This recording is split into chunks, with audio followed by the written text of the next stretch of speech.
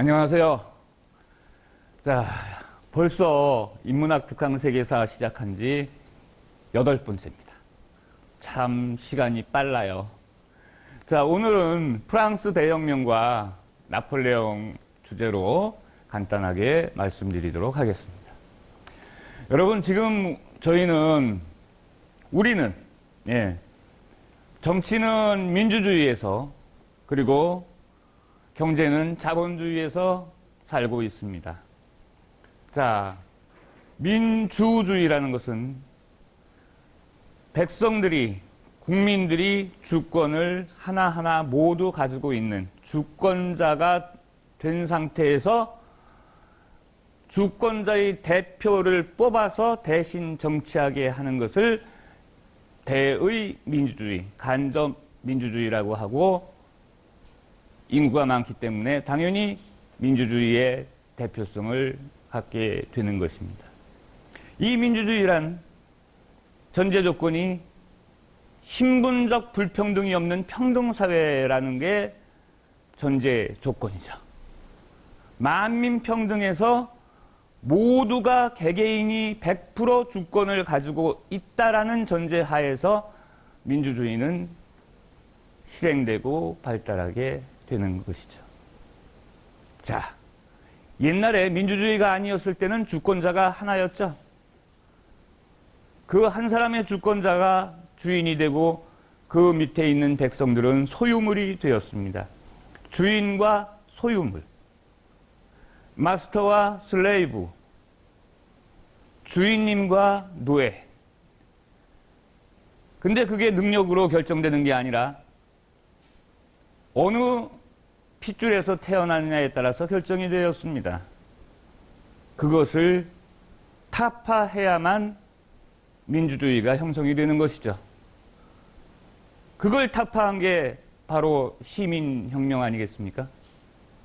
그런데 이 시민혁명은 동양사회보다는 서양사회에서 이루어졌습니다. 어찌 말하면 혁명이 나타났다는 것은 그만큼 혁명 이전의 사회가, 동양은 어느 정도의 수준에 있었고 서양은 동양보다 떨어진 수준에 있었다는 걸 반증하기도 합니다. 그러나 그 시민혁명은 성공을 했습니다. 르네상스와 종교개혁의 힘을 입어서 시민혁명이 성공함으로써 드디어 서구사회는 민주주의라는 정치체제를 발전시키게 됩니다. 그럼 이 시민혁명은 영국의 대표적인 명예혁명이라든가, 그 다음에 미국의 독립혁명이라든가, 그리고 1789년 세계 시민혁명의 완성판이라고 할 수 있는 프랑스 대혁명, 3대 혁명이 되겠죠. 이 시민혁명을 겪고 나서 서구사회는 일단 실질적인 과정은 모르겠습니다만 형식적인 과정이라도, 제도적인 과정이라도 어느 정도의 평등권이 시작이 되었던 것이죠. 그 다음 18세기 말부터 19세기, 20세기에 걸쳐서 산업혁명이 이루어졌습니다. 기계가 발명되고 기계를 돌릴 수 있는 동력이 사람의 힘, 가축의 힘에서 증기의 힘, 전기의 힘으로 왔다는 것이죠.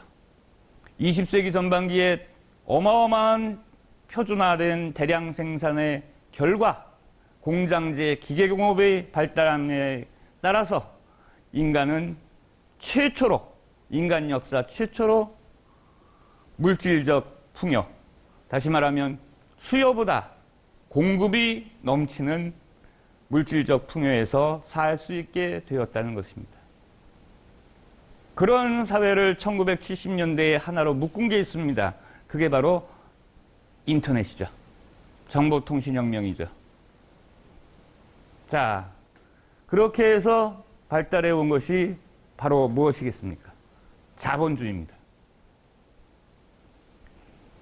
그런데 물질적 풍요에 인간의 편리함을 느끼게 해주는 이 자본주의 체제가 말 그대로 장점만 있느냐? 아니, 단점도 많다는 겁니다. 왜? 근본이 돼야 되는 게 사람인데, 인본이어야 되는데, 자본이거든요. 물질이 근본이 되는 사회거든요. 따라서 물질적 풍요에 인간의 편리성은 좋으나 인간성이 상실되면서 인간의 가치가 목적에서 수단으로 떨어지는 아주 안 좋은 현상도 나타나기 시작을 했겠죠. 여러분, 그러나 어찌되었든 지금 우리가 가지고 있는 민주주의 정치체제와 자본주의 경제체제를 대체할 만한 더 나은 사상은 아직까지 존재하지 않는다는 것입니다. 자, 그 중에 민주주의와 자본주의 양대축 중에서 오늘은 정치사상, 민주주의의 발달사 중에서 바로 시민혁명의 완결판인 프랑스 대혁명을 보도록 하겠습니다.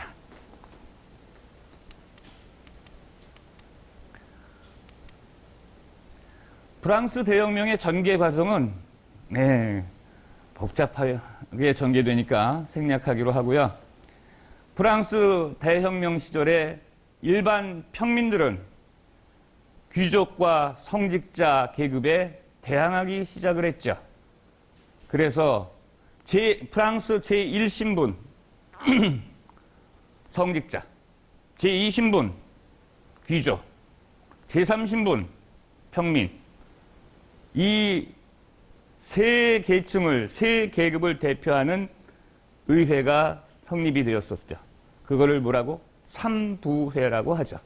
이 삼부회는 성직자 계급과 귀족 계급이 결탁을 하고 평민 계급이 단합을 해서 서로 부딪히게 됩니다. 그 과정 속에서 시민을 중심으로 하는 시민군이 형성이 되고 귀족과 왕족과 성직자를 대표로 하는 왕당파의 군사력이 형성이 됩니다. 두 무력은 전쟁을 치르게 됐죠. 거기서 평민 쪽이 승리를 거둡니다. 따라서 절대 왕정의 권력을 누렸던 군주가 단두대에 올려져서 목이 잘리게 됩니다. 자, 이것은 하나의 내전이라고 평가할 수 없는 혁명의 과정, 다시 말해서 사회적 지배층이 완전히 변화되는, 뒤집어지는 부르조아 혁명이었죠. 혈연적으로 왕족이나 귀족으로 태어나지 않은 부유한 일반 시민들, 지식을 갖춘 시민들이 드디어 주권을 쟁취하게 되었던 것입니다. 그 사람들은 대표자를 뽑고 세금 제도를 통해서 세금을 걷어서 합의된 상태에서 그 세금을 재정으로 해서 위탁 정치를 하고, 따라서 자신이 뽑은 대표자가 정치를 제대로 하지 못할 때에는 끌어내리고 다른 정치가한테 권력을 주어서 올리는 이런 국민 주권주의를 형성시킨 게 바로 시민혁명 아니겠습니까? 그 완결판이 프랑스 대혁명 1789년입니다. 시민군이 왕당파를 물리치는 결정적인 과정 속에서 활약한 여인, 여러분 잘 아시다시피 자유의 여신입니다. 자유의 여신, 바로 이 자유의 여신상은 전 세계의 자유를 상징하는 횃불을 들고 있습니다. 여러분, 미국에 가시면 뉴욕에 바다를 향해서 누가 서 있습니까? 자유의 여신상이 서 있습니다. 무엇을 들고 서 있습니까? 횃불을 들고 서 있습니다. 바로 요 자유의 상징이 되는 것입니다. 절대 군주, 절대 권력에서 일반 시민들이 개개인의 주권을 쟁취해내는 자유, 국가 권력으로부터의 자유를 쟁취하는 상징적인 의미의 자유의 여신의 상이 영국으로부터 독립한 미국의 축하 선물로 프랑스가 만들어서 보내준 선물입니다. 대한민국에도 자유의 여신상이 좀 있었으면 좋겠습니다. 자, 많이 닮았죠? 어떤 분은 요 사진을 보고 비너스라고 표현하시는 분도 계시더라고요. 또는 잔다르크라고 표현하시는 분도 계시더라고요. 자, 자유의 여신상이고요. 자, 그러면 그 프랑스 대혁명, 시민혁명을 완결했던 프랑스 대혁명 이후에 프랑스의 국기가 삼색기가 되었죠. 예, 프랑스 국기 삼색기는 바로 맨 왼쪽에 푸른색, 가운데 흰색, 그리고 오른쪽에 붉은색으로 되어 있습니다. 이 삼색기는 각각의 의미가 있습니다. 색깔의 의미가 있다는 뜻이죠. 물론 우리나라의 태극기보다 심오한 철학을 갖고 있는 건 아닙니다. 동양 철학의 진수가 저희 태극기인 건 잘 아시죠? 그런데 나름대로 근대 시민혁명에 완결을 시켰던 프랑스 대혁명 이후에 프랑스의 국기. 자, 색깔별로 뭐를 상징하는지 한번 보겠습니다. 프랑스 국기는 파랑색, 하양색, 빨간색 세 가지 색깔로 된 세로 삼색기다. 세로로 된 삼색기죠. 가로가 아니라 세로 삼색기입니다. 삼색기는 파랑은 자유입니다. 여러분, 프랑스 대혁명은 시민혁명의 완결판이고 시민혁명은 국가 권력으로부터의 개인의 자유를 찾는 것이기 때문에 자유를 상징하는 게 파란색입니다. 근데 누구한테는 자유가 주어지고요. 누구한테는 자유가 주어지지 않는다면, 평등하지 못하다면, 자유권을 행사하는 데 있어서 평등하지 못하다면 그건 진정한 자유일 수가 없죠. 따라서 누구한테나 똑같은 자유권이 주어져야 되겠죠. 그건 뭡니까? 평등. 따라서 자유와 평등은 상대되는 개념이 아닙니다. 자유가 평등이 없다면 그 자유는 불평등한 또 다른 구석을 낳기 때문입니다. 흰색은 평등. 자, 파란색은 자유, 흰색은 평등. 그럼 이제 빨간색은 무엇일까요? 박애입니다. 박애. 박애가 무슨 뜻인가요? 넓은 사랑이죠. 차별 없는 넓은 사랑을 박애라고 하죠. 그래서 자유, 평등, 박애입니다. 그러면 왜 붉은색의 상징을 박애라고 했을까요? 자, 프랑스 혁명의 결과 프랑스 시민들은 무엇을 쟁취해냈습니까? 자유와 평등을 쟁취해냈고요. 그것은 민주주의의 가장 핵심적인 요소가 됩니다. 그런데 쟁취할 때 평화적으로 합의에 의해서, 협약에 의해서 쟁취를 했나요? 아니면 피를 흘렸나요? 피를 흘렸죠. 그 피의 색깔이 붉은색이랍니다. 따라서 피 흘려서 쟁취해낸 자유, 그 자유를 평등하게 누리게 하는 평등, 이 두 가지를 피 흘려 쟁취해낸 과정. 왜 피를 흘렸나의 피 흘린 목적이 모든 사람을 똑같이 사랑하기 때문에. 해석이 될까요? 네. 오프라인 강의였으면 박수 받았을 텐데. 예. 그래서 세로 삼색기의 의미가 바로 자유, 평등, 그리고 박애를 나타내는 세로 삼색기가 되는 것이랍니다. 그런데요, 저는 개인적으로요, 이렇게 만들어 놓은 프랑스 대혁명의 결과의 위대한 산물을 프랑스 시민한테만, 프랑스 국민한테만 적용시킨 건 아닌가라는 의구심이 드는 것도 사실입니다. 프랑스는 강해지자 제국주의의 길을 걸었고, 그 제국주의 상태에서 엄청난 전쟁을 했고, 전쟁 속에서 많은 사람들을 살상했고, 아프리카에서 노예 사냥을 했고, 그 노예들은 프랑스 또는 프랑스 식민지에 가서 어마어마한 강제 노동을 했죠. 이 정신에 맞을까요? 왜 귀중한 걸 쟁취하면 우리라는 개념에서만 나누죠? 그 우리라는 개념이 왜 이렇게 작을까요? 지구촌 전체에 살고 있는 인간이 우리가 되면 안 될까요? 예. 지금 속으로 생각하셨죠? 저 강사를, 예? 네. 저는 선거에 안 나가겠습니다. 자, 농담이었고요. 그래서 프랑스 국기의 의미 삼색기는 프랑스 대혁명의 정신이 들어있는 세로 삼색기라는 것을 알았습니다. 이 사람이 누굴까요? 아이고. 많이 봤던 아주 굉장히 잘생긴 미남이신데, 네. 키가 땅땅하신 분입니다. 저보다 훨씬 작으신 분이야.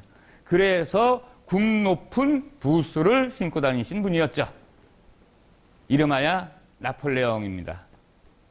나폴레옹은 프랑스 대혁명의 결과 정권을 장악할 수 있었습니다. 그러나 나폴레옹은 자유민주주의 신봉자가 아니었습니다. 그는 프랑스의 힘을 하나로 모으고 대전쟁을 승리로 이끌어서 유럽 판도를 변화시키고 유럽의 패권을 장악하는 데는 성공했으나 그는 결과적으로 권력을 모아서 황제에 취임했던 사람입니다. 그런데 아이러니하게도 이 나폴레옹이 전쟁을 하는 과정 속에서 프랑스 대혁명의 정신이 홍보되고 선전되었다는 것이 너무나도 재미있는 이야기입니다. 프랑스 군대가 쳐들어왔어요. 적군이 물어봤습니다. 너희들 왜 쳐들어왔니? 우리는 프랑스 대혁명의 정신인 자유, 평등, 박애를 너희들한테 가르쳐 주려고 쳐들어왔단다. 글쎄요, 말이 되나요? 예. 어찌되었든 결과적으로는 프랑스 대혁명의 정신은 독재자였던 나폴레옹에 의해서 전 유럽에 퍼질 수가 있었다고 합니다. 나폴레옹의 모습입니다. 많이 보셨으리라고 생각이 되고요. 역시 나폴레옹의 천재적인 전략에 의한 프랑스 군대의 전쟁 화면이 그림으로 그려져 있습니다. 네. 나폴레옹 황제로 대관식하는 모습이고요. 나폴레옹이 한참 전성기 때, 여기가 이제 프랑스 본토죠.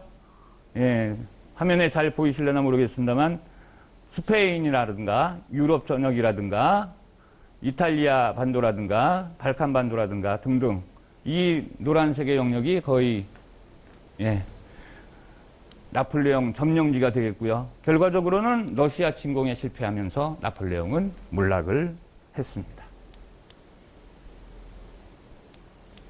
여러분, 오늘 여러분과 함께 짧은 시간이나마 지금 현대를 이끌고 나가는 정치 사상인 민주주의와 경제 사상인 자본주의의 시발점이 되는 시민혁명의 완결판 프랑스 대혁명을 살펴봤습니다. 여러분, 감사합니다.